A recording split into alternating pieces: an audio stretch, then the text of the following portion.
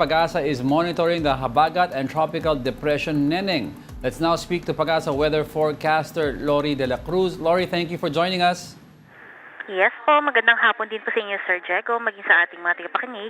Alright, Lori, what is the latest status ng Tropical Depression Neneng?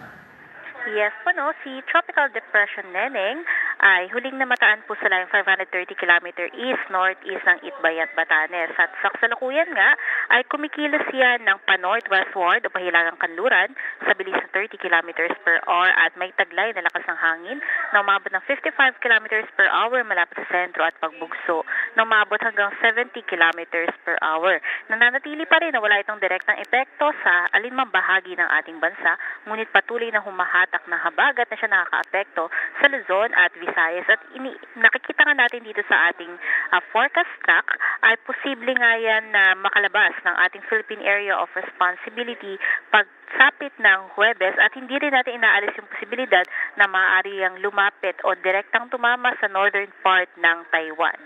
At after po niyan ay patuloy yung kikilos pa northwestward, posible pa rin na malusaw ito habang kumikilos papunta ng kalupaan ng China.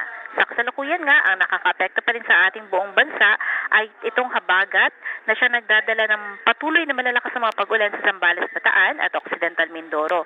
At pabugso-bugso mga pag-ulan naman dito sa Metro Manila, Ilocos Sur, La Union, Pangasinan, Abra, Benguet, Tarlac, Pampanga, Bulacan, Nueva Ecija, Laguna, Rizal, Cavite, Batangas at Oriental Mindoro.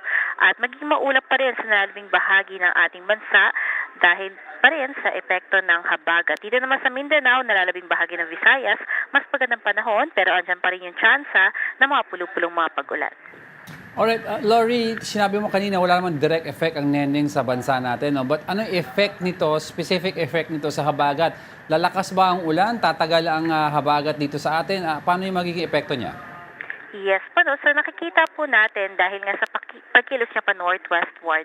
So hahatakin nito yung habagat habang kumikilos siya papalapit ng China. Kaya naman, yung epekto ng habagat sa mga susunod na araw ay mababawasan since papalayo ito sa kalupaan natin. So medyo lalayo ng bahagya yung habagat sa most parts ng Central Luzon. So yung mga paulan mababawasan starting Thursday hanggang sa Sabado.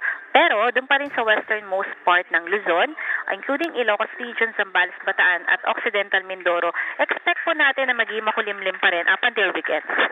Ayun, so yung Neneng will help ease the habagat rainfall sa atin na sandalian, no? Pero ang question dito also is, ano pa ang ibang low pressure area na tinitignan natin right now? Yes po, so yung isang low pressure area na nasa western part ng ating bansa ay estimated na nasa layong